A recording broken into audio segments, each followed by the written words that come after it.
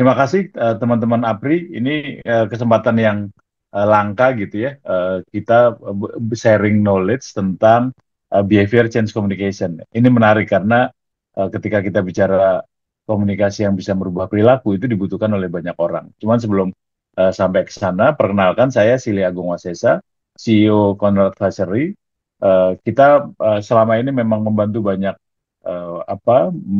banyak industri gitu ya terkait dengan komunikasi yang mampu merubah perilaku. Apalagi sekarang eranya di mana digital juga sudah menjadi penting untuk perubahan perilaku gitu ya.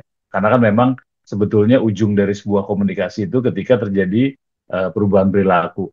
Atau gampangnya kalau kita singkat menjadi ada tiga lah gitu ya. Yang pertama awareness, orang menjadi aware terhadap campaign yang kita punya. Yang kedua adalah attitude, eh, perubahan sikap gitu. Tapi yang ketiga adalah actionnya tuh. Jadi orang tidak hanya berubah sikapnya, tapi perilakunya juga berubah. Nah, eh, sekarang saya akan coba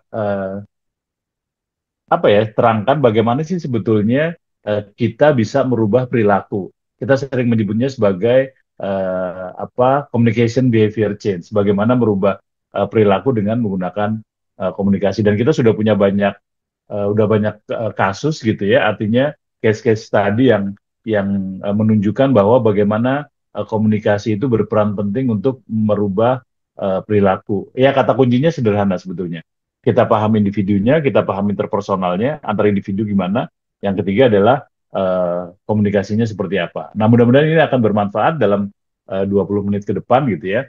Cuma sebelumnya saya perkenalkan kami dari uh, Corner Advisory. Jadi kita memang fokus pada pengembangan strategi komunikasi, terus kemudian pada digital marketing juga, dan kemudian untuk membangun reputasi gitu ya. Nanti alamat dan sebagainya kita akan cantumkan di sini juga kalau diperlukan. Ini beberapa proyek yang sudah kita lakukan. Jadi memang kebanyakan ketika kita bicara perubahan perilaku itu proyek-proyek yang kami kerjakan memang berkaitan dengan apakah ke United Nations atau pemerintahan gitu ya, dan yang paling penting adalah komersial karena kan memang sebetulnya kita yang sekarang ini kan sebetulnya hasil olahan dari komunikasi yang dilakukan oleh corporate-corporate gitu ya, baik baik perusahaan swasta atau di pemerintahan. Kalau kita sadar mungkin kita sekarang buat orang-orang yang zaman dulu gitu, kita sekarang udah nggak ada lagi tuh yang namanya sapu tangan. Kita sekarang sudah terbiasa dengan tisu. Terus kemudian yang dulu kita nggak pernah pakai helm, sekarang kemudian mendadak, terutama di kota-kota besar, kita dengan refleks menggunakan helm gitu ya. Yang belum berubah adalah tentang membuang sampah gitu. Tapi itu yang terjadi tuh. Nah ini yang beberapa kali kami lakukan gitu. Ada beberapa klien yang kita lakukan untuk perubahan-perubahan ini, termasuk yang komersial yang memang paling banyak. Nah sekarang sebetulnya apa sih kalau kita bicara tentang perubahan perilaku tuh, behavior change communication. Jadi sebetulnya memang bagaimana kita melakukan intervensi sehingga sebuah komunitas itu bisa berubah perilakunya sesuai dengan tujuan kita. Nah, ya jelas ada dua, tergantung kitanya akan seperti apa gitu ya. Kalau kemudian kita dari perusahaan private company atau corporate yang jual produk, udah pasti bagaimana mereka akan menggunakan produk kita gitu ya. Kalau yang tadinya makainya seminggu sekali, kemudian kita rubah perilakunya jadi seminggu dua kali gitu. Itu juga eh, banyak terjadi. Kalau kita ingat bahkan mungkin kita sekarang sudah terbiasa dengan mie instan misalnya. Dulu mie instan itu pertama kali hadir itu dia tidak sebagai makanan pribadi tuh. Dia sebagai makanan keluarga. Dicampur dengan sayur, bikinnya praktis gitu ya. Terus kemudian jadi untuk makan tengah lah. Tapi sekarang kemudian kita menikmati mie instan itu untuk makanan personal. Kan itu memang tujuannya adalah tujuan perusahaan gitu ya. Tapi di government juga ada beberapa kasus tadi seperti saya sebutkan misalnya yang tadinya kita nggak pernah pakai helm kita sekarang pakai helm. Kesadaran berlalu lintas itu juga muncul karena perubahan perilaku yang didorong oleh faktor-faktor komunikasi. Kita mungkin masih ingat dulu pada saat awal-awal kampanye menggunakan helm, kita pemerintah dianggap sebagai untuk mendukung pabrik helm untuk biar helmnya laku dan lain sebagainya lah. Kemudian belum lama kemarin kita juga COVID, itu banyak isu terkait dengan vaksinasi. Nah, komunikasi ada di mana? Komunikasi adalah bagaimana target komunikasi itu merubah dengan sederhana, merubah dengan semangat orang kemudian untuk berperilaku sesuai dengan tujuan kita. Ya pasti lagi-lagi tadi tergantung kita mau kemana. Jadi basisnya adalah intervensi tuh kalau kita bicara itu. Apakah ini bermanfaat? Sangat bermanfaat karena pasti kalau kemudian teman-teman PR hanya menjadikan komunikasi itu hanya sebatas berapa banyak media yang meliput. Kalau sekarang di digital itu views-nya berapa gitu ya, komennya berapa, engagement rates-nya berapa gitu. Itu sih cuman sebatas output-nya aja tuh. Tapi kan kita butuh outcome, kita butuh perubahan perilaku. Kalaupun banyak diliput tapi ternyata tidak, sikapnya nggak berubah, kemudian apalagi tuh perilakunya nggak berubah ya sama aja. Nah itu yang harus dilakukan kira-kira seberapa jauh nih kita bisa melakukan perubahan perilaku itu sendiri. Sebetulnya sederhana gitu ya. Basic saya adalah dari psikologi UGM, jadi lumayan hafal gitu dan memang sejauh ini juga banyak kerjasama dengan teman-teman psikolog yang sangat menekuni teorinya gitu ya. Bagaimana sebetulnya komunikasi itu penting sekali tuh. Bagaimana memasukkan model-model psikologi yang dibangun untuk merubah perilaku konsumen. Karena teman-teman psikologi kan memang sehari-hari mereka arahnya akan ke sana gitu. Nah, ada konsep yang sederhana sebetulnya yang sering kali kami gunakan untuk merubah perilaku itu adalah dengan menggunakan Pavlov conditioning. Jadi bagaimana kita merubah seseorang gitu ya dengan istilahnya conditioning. Kita kondisikan lah. Kita kondisikan sehingga orang itu mau berubah. Kalau kita ngelihat dari Pavlov, mungkin teman-teman juga udah sempat belajar tentang Pavlov gitu ya. Intinya itu eh, apa ya, conditioningnya itu dicontohkan oleh Pavlov waktu itu adalah eh, dengan apa, anjing yang diberi makan, dengan anjing yang diberi makan gitu. Jadi eh, misalnya nih ketika anjing itu dikasih bel biasa aja gitu ya, tanpa mendapatkan benefit apapun, dia nggak akan bergerak dengan belnya itu gitu ya, dengan belnya itu. Tapi begitu begitu begitu ada makanan, terus kemudian dijadiin satu, orang atau anjing tersebut secara refleks mereka membangun perilaku bahwa kalau ada suara bel, wah itu berarti ada makanan. Sehingga mereka menjadi lebih happy. Begitu ada bel, air liurnya muncul karena mereka tahu mengasosiasikan bel tersebut dengan makanan. Nah, sama dalam komunikasi juga seperti itu. Jadi kita harus punya conditioning dulu gitu ya. Kemudian kita kaitkan dengan sesuatu yang mereka suka. Nah, di situ tuh terjadi awal perubahannya kayak gitu. Walaupun memang tidak semudah Pavlov pada saat mengkondisikan anjing gitu ya. Karena kan yang kita kondisikan adalah manusia. Jumlahnya juga bukan satu, tapi jumlahnya banyak. Makanya nanti ada beberapa teori perubahan sosial yang kita lakukan juga gitu ya, sehingga orang bisa berubah. Dan secara versi harus saya bilang ya, teman-teman di komersial jauh lebih advance untuk memanfaatkan Pavlov conditioning ini untuk merubah yang tadinya kita nggak pernah menggunakan produknya, nggak pernah datang ke tokonya, kemudian sekarang menjadi datang. Dan itu hampir setiap tahun dilakukan. Kita kemudian mendadak setiap tahun muncul tren bahwa tahun ini adalah warna orange, sehingga berbondong-bondong kita kemudian menjadi FOMO kalau baju kita nggak warna orange gitu ya. Trennya macam-macam tuh. Laptopnya modelnya seperti apa, handphonenya seperti apa. Nah itu hampir semuanya menggunakan teori conditioning tuh. Mereka lebih advance menggunakan itu karena memang kepentingannya adalah komersial gitu. Tapi jangan salah, pemerintah juga banyak melakukan itu gitu ya. Itu yang conditioning. Nah, ini menarik. Yang kedua biasanya kami juga bekerja sama dengan beberapa apa ya, berapa psikolog, tapi yang bergeraknya di klinis. Psikolog saraf lah bergerak di klinis karena mereka memahami kira-kira bahasa-bahasa yang bisa membuat konsumen itu menjadi happy, membuat perasaan senangnya tuh muncul. Nah itu yang sering muncul tuh. Makanya kemudian ada beberapa teknik teknik menggunakan semacam neuroscience gitu. Ini juga kami ambil dari teman-teman psikologi. Bagaimana kemudian ada yang namanya zat dopamin. Dopamin itu membuat kita merasa nyaman. Contoh aplikasi yang paling sederhana dari dopamin adalah kalau misalnya kita disebut namanya. panggil namanya, apalagi ada nama kecilnya, itu dengan otomatis kepala kita itu, otak kita memunculkan zat dopamin.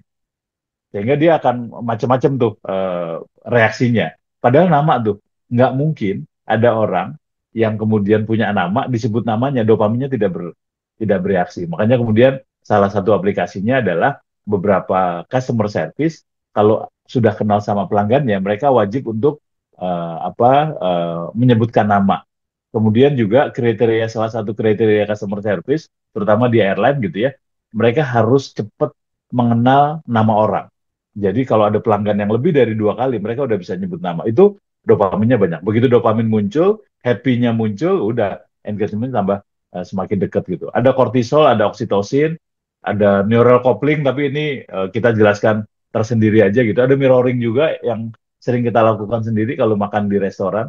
Kita sering kali nyontek ke meja sebelah, kira-kira meja sebelah makan apa nih gitu ya. Terus kemudian kita pelan-pelan kayaknya enak tuh yang sudah dimakan gitu. Itu yang namanya mirroring, karena kita tidak mau uh, beresiko lah gitu. Jadi kalau niru kan orang lain udah coba make. Nah ini sih beberapa basic psikologi yang sering dilakukan gitu. Nah secara umum kemudian di sini ada 3 sebetulnya yang mau kita rubah gitu ya. Kalau kalau kita bicara unconditioning stimulus tadi, itu stimulus-stimulus yang membuat orang menjadi happy. Kan kita sekarang juga sering tuh, nggak usah jauh-jauh. Kalau misalnya kita ngelihat satu brand gitu ada di billboard, itu kemudian padahal kita cuma baca billboardnya itu gitu, tapi kemudian ada perasaan ayam gitu. Kalau kemudian brandnya itu adalah furniture gitu, kita kok ngerasa ini kayaknya cocok nih furniture-nya nih, padahal kita cuma ngeliat logonya tuh, kayaknya nyaman gitu, cocok buat rumah, homey banget gitu. Itu padahal kan kita cuma ngeliat susunan logo doang. Nah itu gimana kalau diterapkan di PR? Nah, ini adalah eh, konsep gedenya gitu ya, integrasi pergerakannya kayak apa gitu. Secara umum, segitiga ini adalah kita munculkan eh, ini teori dasarnya lah, platform yang kita pakai gitu. Yang pertama, yang paling bawah kita menggunakan yang namanya individual. Jadi kalau di individual itu, kita bagaimana mencoba memahami belief modelnya. Belief model apa yang dimiliki oleh individu terkait dengan perubahan perilaku. Itu yang pertama tuh. Yang kedua, kalau kita sudah tahu belief modelnya, kemudian individunya, kita masuk ke interpersonal di sebelah kanan atas. Gimana kira-kira individu berinteraksi antara satu sama lain. Nah, ini bedanya nih dengan Pavlov nih. Makanya kemudian ada teori conditioning, nanti kita gabungkan dengan psikologi sosial lah gitu ya. Psikologi sosial, bagaimana ketika individu-individu itu bersatu dengan individu yang lain. Nah, baru yang ketiga kita masukkan ke community. Ini salah, ada typo tuh, community sebetulnya. Nah, di situ kita baru munculin ide-ide baru. Tapi idenya kalau bisa ada call to action-nya. Orang bisa bergerak gitu ya. Eh, Hampir kita punya banyak campaign yang seperti itu, yang orang kemudian tidak hanya baca gitu, tapi oh ikut merasakan, tangannya ikut bergerak, atau ada sesuatu yang bisa dilakukan. Itu community itu makanya ada ide-ide baru. Nah, nanti secara sederhana ada kita bikin objektifnya dulu. Jadi memang masing-masing berbeda. Daerah mana yang akan dibidik juga masing-masing punya value yang berbeda. Sehingga kita harus tegasin dulu objektifnya apa. Kalau misalnya mau merubah, apa yang mau dirubah, gitu ya. Dan jangan lupa, perubahan ini harus selama mungkin, harus menjadi apa pattern gitu ya, harus jadi perilaku yang ajak, yang continue. Nah ini yang penting tuh, makanya kemudian eh, begitu kita ada tahu objektifnya, kita harus munculkan potensial isunya apa, krisisnya apa. Nah ini yang sekarang kayaknya sedang dihadapi oleh pemerintah nih. Kayaknya kok munculin Danantara salah, munculin makan siang gratis salah gitu ya. Terus dengan segala macam isu kok kemudian salah semua. Kuncinya ada di awal. Kira-kira kita udah bikin narasi tunggal atau belum? Sebetulnya bukan hanya di pemerintah isu negatif, di swasta juga banyak gitu. Kalau kita ngelihat di brand komersial, kita mungkin bisa hampir 80% produk-produk baru yang diluncurkan itu banyak yang fail gitu ya. Jadi sebetulnya sama lah. Cuman bedanya kalau kalau di private sector kan tidak jadi perhatian, tapi kalau di pemerintah rasanya melibatkan hajat hidup orang banyak tuh. Makanya kemudian kita ikutan. Makanya penting untuk ngebuat objektifnya apa, narasinya apa, jangan lupa ada potensi isu tuh ketika orang diminta untuk berubah. Kira-kira apa yang berubah? Tadi dulu pada saat kasus helm, penggunaan helm, kemudian isunya seolah-olah kita ngedukung perusahaan helm. Terus kemudian pada saat vaksin, seolah-olah kita mendukung perusahaan vaksin. Selalu ada penolakan-penolakan itu. Dan penolakan yang paling berat adalah penolakan yang basisnya agama. Karena kemudian ada yang bilang agama melarang kita untuk divaksin, misalnya kayak gitu. Itu juga penting. Dan apalagi aliansi politik, nah itu juga akan, nah ini yang harus dipahami dulu nih.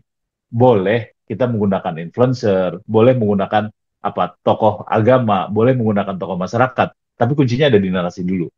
Kalau kita nggak kuat di narasi apa yang mau dirubah, mau pakai influencer yang seperti apapun, mereka itu cuma alat, mereka cuma tools.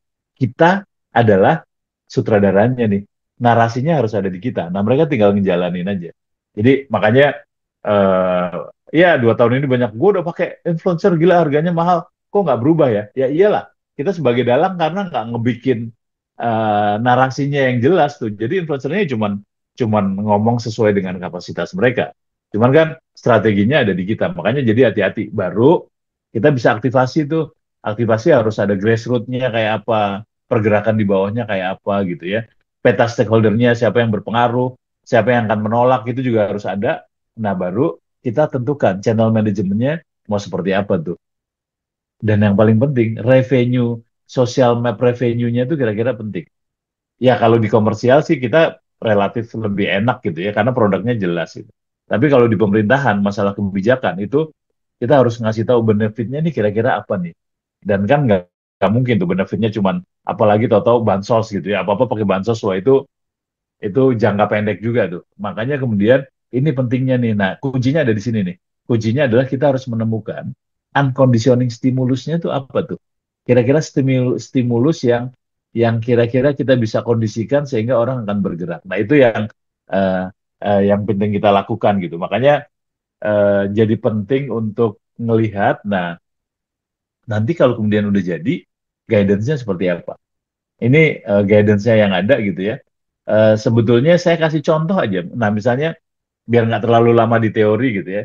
Saya kasih contoh guidance-nya seperti apa. Nih saya bikin apa campaign bohong-bohongan lah gitu ya. Katakanlah misalnya kita punya program eh, plastik di laut misalnya.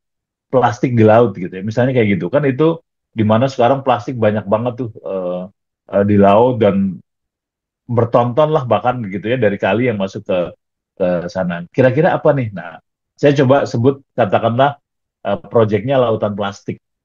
Nah, yang paling penting adalah pada saat itu di tengahnya dulu nih yang di inisial program.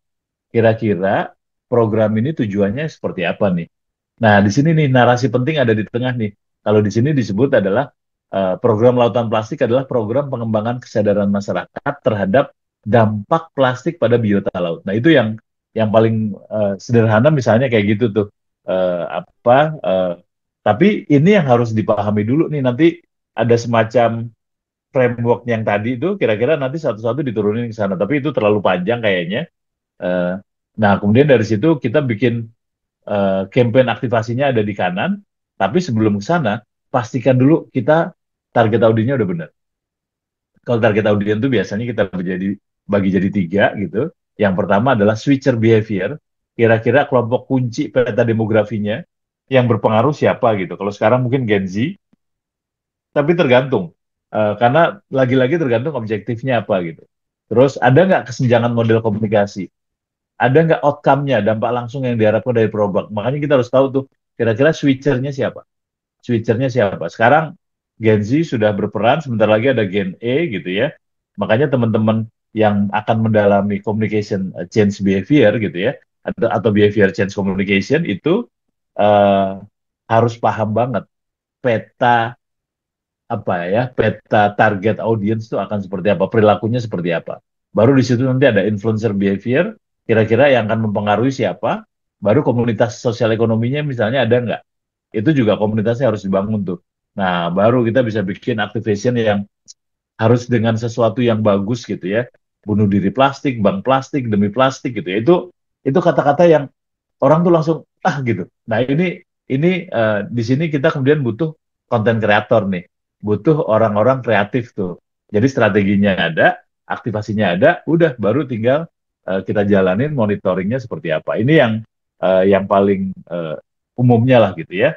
Itu, nah ini beberapa case tadi yang sempat kita kerjakan gitu, tapi ada beberapa yang saya sengaja ngambil dari luar. Cuman intinya itu tadi, ini contoh nih ya, pada saat Asian Games misalnya. Pada saat Asian Games itu, coba lihat yang di tengahnya itu. Waktu itu ternyata pada saat kita cek kenapa Asian Games tidak tidak heboh gitu ya. Kan ada waktu komunikasi itu sekitar 4 tahun tuh, tapi 2 tahun nggak kemana-mana itu. Waktu itu Presiden Jokowi itu sampai ini gimana sih? Udah kurang 2 tahun Asian Games nggak ada apa? eh, nggak ada gaungnya sama sekali. Gaungnya sih udah ada, dipasang di mana-mana, billboard udah di seluruh Indonesia gitu. Tapi obrolan di pasar nggak nyambung sama sekali. Bukan nggak nyambung, nggak ada. Nah makanya kemudian kira-kira apa nih? Ternyata ada satu semacam hambatan. Jadi ada semacam barrier lah. Orang melihat Asian Games itu pekerjaannya pemerintah dan pekerjaannya atlet profesional. Nah, sebagai orang komunikasi, kita harus menjembatani dulu tuh kesenjangan itu apa tuh. Gimana caranya Asian Games yang tadinya dianggap oleh milik pemerintah dan dianggap cuma atlet-atlet aja, kita turunin ke bawah. Nah, itu yang kemudian nanti akan jadi narasi. Waktu itu yang dipakai adalah kemudian bahwa Asian Games itu bahwa yang namanya olahraga bukan cuma buat atlet, tapi olahraga buat kebutuhan sehari-hari. Kita bisa awet muda, kita bisa seger bugar. Nah, hal-hal yang kayak gitu tuh dilakukan oleh siapapun orang-orang di sekeliling kita. Orang-orang di sekeliling kita tuh siapa yang paling gampang? Nah, baru pakai influencer. Makanya kemudian waktu itu program ujungnya adalah influencer day meet up. Ya, waktu itu belum saya bos sekarang gitu ya. Pakai influencer sekarang sebentar-sebentar pakai influencer. Tapi nggak ada masalah juga pakai influencer. Cuman yang penting adalah gimana barrier komunikasinya itu udah kita garap duluan sebelumnya. Nah, ini yang eh, yang muncul gitu ya. Nah, ini modelnya terus munculnya juga jadi banyak. Nah, itu sih sebetulnya eh, yang yang terkait dengan itu gitu. Jadi itu itulah sekilas tentang eh, behavior change communication, bagaimana kita merubah perilaku gitu sehingga kita bisa menjadikan komunikasi bukan hanya sekedar eh, tadi untuk orang ngerti, tapi orang jadi baik sikapnya, orang jadi berubah. Oke, terima kasih teman-teman. Itulah yang kita diskusikan tentang behavior change communication. Terima kasih atas kesempatannya. Ini Apri saya rasa sebuah inisiatif untuk berbagi knowledge gitu ya. Kalau misalnya teman-teman butuh diskusi lebih lanjut tentang behavior change communication, bisa langsung hubungi kami di Corner Advisory gitu. Di slide ada dengan Sili Agung Wasesa di 0811 94 4197. Kita bisa diskusi lebih banyak terutama tentang case-case yang bisa kita lakukan karena memang rasanya saatnya kita tidak lagi sekedar melakukan diseminasi informasi aja gitu, tapi bagaimana kita merubah perilaku dengan komunikasi. Oke, terima kasih. Assalamualaikum warahmatullahi wabarakatuh.